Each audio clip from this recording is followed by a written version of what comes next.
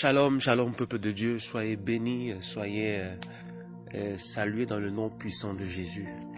Aujourd'hui, j'aimerais nous amener dans une réflexion plus pratique concernant un thème intitulé « Le royaume de Dieu et l'échec des règnes des hommes ». L'échec des règnes des hommes.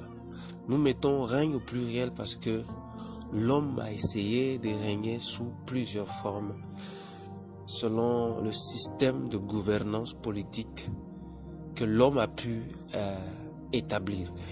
Alors, si nous remontons le temps depuis le livre de Genèse, la Bible dit dans Genèse 1, 26 que Dieu a créé l'homme à son image et à sa ressemblance. Le vers chapitre 2, la Bible dit que Dieu a soufflé en lui le souffle, et ce qui fait de l'homme, ou bien de ce qu'il a créé, de l'argile qu'il a formé, une âme vivante. Alors, homme ayant en lui une sémence de la divinité ou du souffle de Dieu en lui-même, ce qui fait de l'homme une créature de Dieu. Et donc, l'homme créé à l'image de Dieu a été doté des capacités divines. Nous parlons du premier homme, ou bien de Adam, qui a cette possibilité, cette capacité de pouvoir voir les choses comme Dieu, d'agir comme Dieu, de gouverner ou bien de dominer comme Dieu. Alors, rappelons que Dieu a créé l'homme, ou bien Adam, dans le but, pas pour gouverner ou bien dominer sur un autre être humain. Mais Dieu a plutôt créé Adam dans le but de dominer sur la création. Nous sommes ensemble de ce point de vue que Dieu n'a pas créé l'homme pour dominer sur l'homme, sinon plutôt pour dominer sur la création. Ou soit sur l'autre création. Je parle des êtres, comment dirais-je, des animaux, tout ce qu'il a créé, les arbres et tout autre, les eaux, tout ce qui s'y trouve. Dieu a créé l'homme dans cette perspective de pouvoir dominer. Alors, quand le péché est entré, l'homme est tombé, nous voyons déjà les conséquences du péché qui est entré. Alors, Dieu mettant comme gage les lois, selon les livres de la loi, nous commençons depuis Genèse avec certaines lois que Dieu a déjà instituées dans le but de maintenir l'homme dans sa présence jusqu'à ce que le temps de la grâce puisse manifester, le temps où Jésus apparaît sur la scène publique pour pouvoir restaurer le royaume de Dieu. Alors nous parlons du royaume de Dieu comme un système de gouvernance politique de Dieu.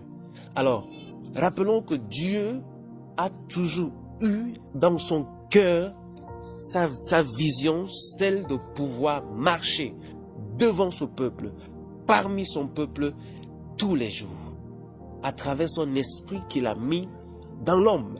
Alors, quand l'homme est tombé, le péché est entré dans le monde, l'homme a commencé à avoir toutes sortes de manifestations, de désirs.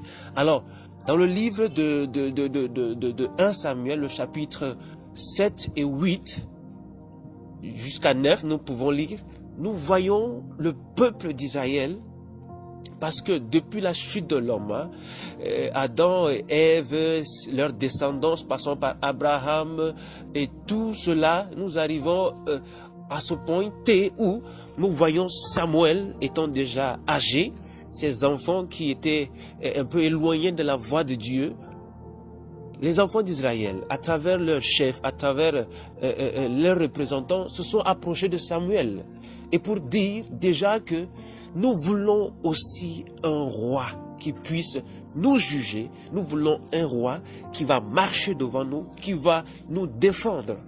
Alors nous voyons déjà l'homme dans une imitation des choses de ce monde. Dieu, dans sa vision, n'a pas créé son peuple, ne nous a pas créé pour que l'homme puisse dominer sur l'homme. Mais c'est la conséquence du péché qui amène que l'homme soit esclave d'un autre homme, que l'homme dépende d'un autre homme. Donc, après les guerres que nous voyons dans l'Ancien Testament, au temps jadis, ces hommes ayant comme butin quelquefois des esclaves, des gens que tu peux élever chez toi, qui peuvent travailler pour toi, au temps d'Abraham et tout ça. Cela n'a pas été le plan divin. L'homme a été créé selon le plan divin, de pouvoir dominer. Nous rappelons la responsabilité que Dieu a donnée à l'homme.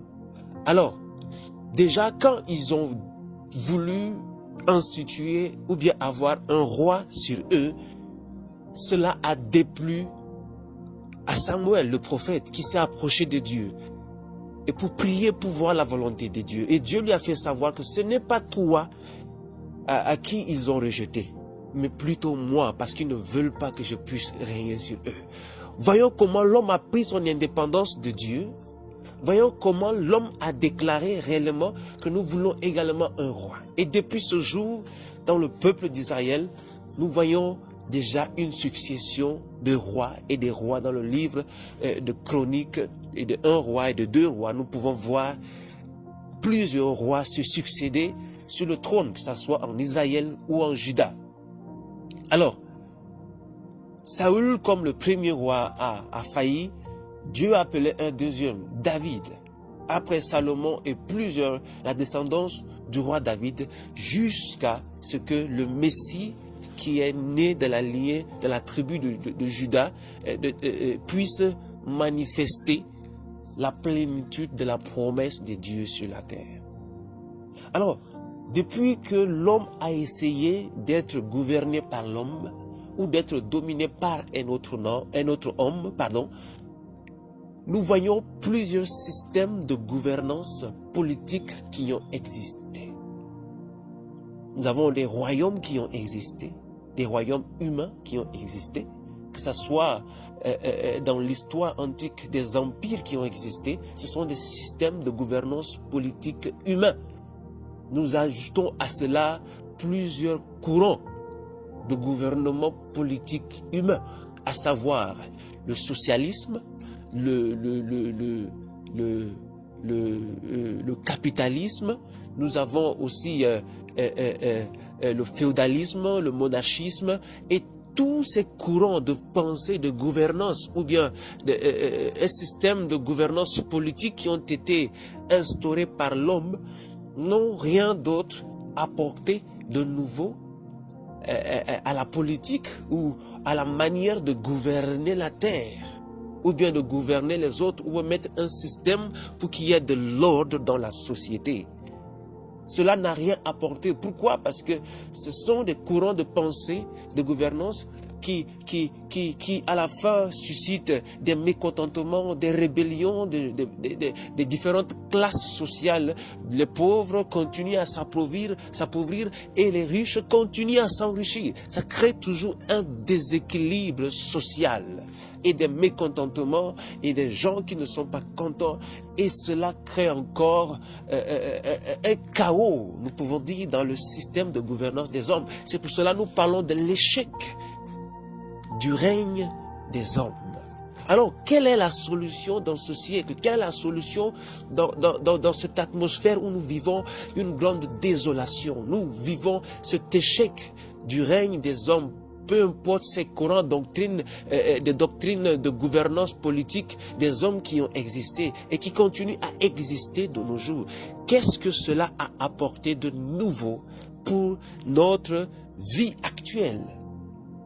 C'est pour cela Jésus, quand il apparaît sur la scène, dans le livre de Matthieu 3,17, il dit « Repentez-vous car le royaume des cieux est proche ». Jésus est venu dans la perspective de pouvoir restaurer le royaume des cieux, car Adam, en péchant, a délibérément remis la responsabilité ou bien la direction de ce que Dieu lui a confié au diable.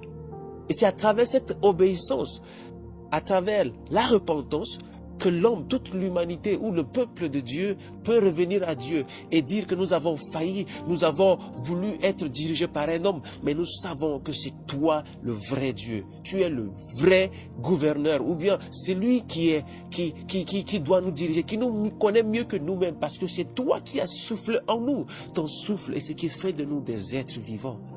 Et là, l'homme s'est égaré très loin de la volonté de Dieu.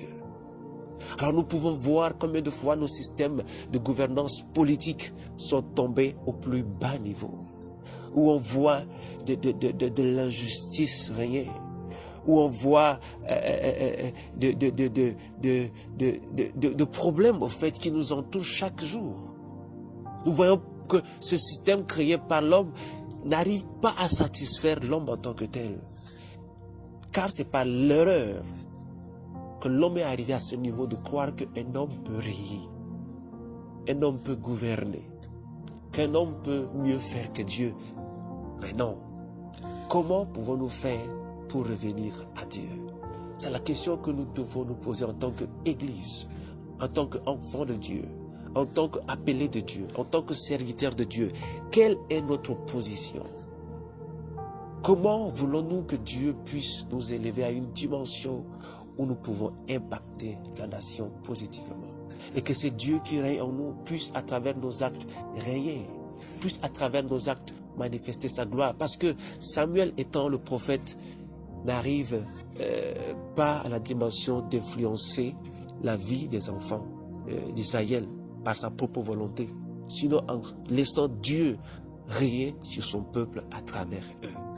Alors notre prière, c'est que Dieu puisse lever des enfants de Dieu, fidèles à lui, remplis de son Esprit Saint, des serviteurs de Dieu, fidèles et remplis de son esprit pour pouvoir impacter le royaume positivement.